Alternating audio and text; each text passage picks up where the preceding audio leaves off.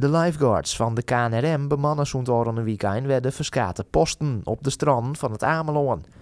Dat doen ze de hele zomerperiode, om 2 weken na alle vakanties.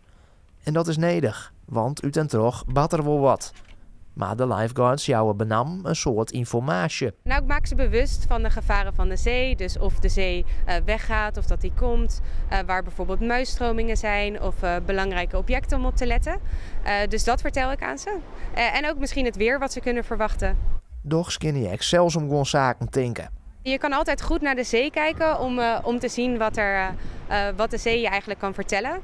Golven breken namelijk altijd op ondiepte. Brekende golven, dat zijn de witte golven. En de ondieptes, dus je ziet ze vaak op de kustlijn breken, maar je ziet ze ook vaak verder in zee breken. Wat ik jullie ook nog graag wil vertellen is een muisstroom. Dat zie je hier goed. Wij staan hier op een zandbank en je ziet daar ook een zandbank en daartussenin zie je water. En wat is gebeurd met hoog water, komt het water van de zee, trekt omhoog en dat gaat helemaal op het strand.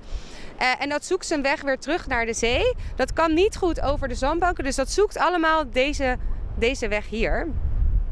Wat je dus krijgt is dat er veel water zeeinwaarts gaat en daardoor slijt deze hele gul uit. Dus het lijkt nu best wel vlak hier langs de kust en je ziet daar ook kindjes spelen. Dat gaat allemaal goed, maar hier is het best wel diep.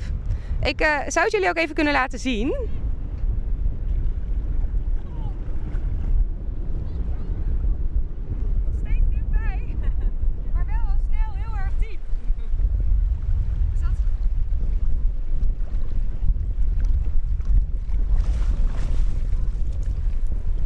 Dus voor kinderen is dit ontzettend goed om in de gaten te houden.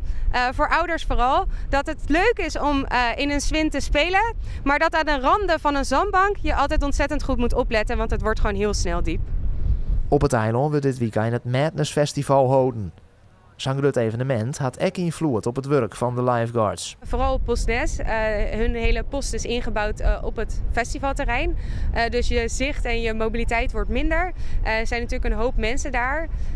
Dus dat is wel anders. Maakt het zeker anders. Voor ons op Postburen heeft dat minder van invloed. Behalve dat wij liggen 2 kilometer uit elkaar. Dus als er incidenten zijn, kunnen we makkelijk naar elkaar toe en elkaar helpen.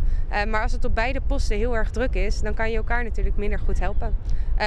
Dus ja, zeker zijn wel veranderingen. Maar we staan met een sterk team en dat kunnen we.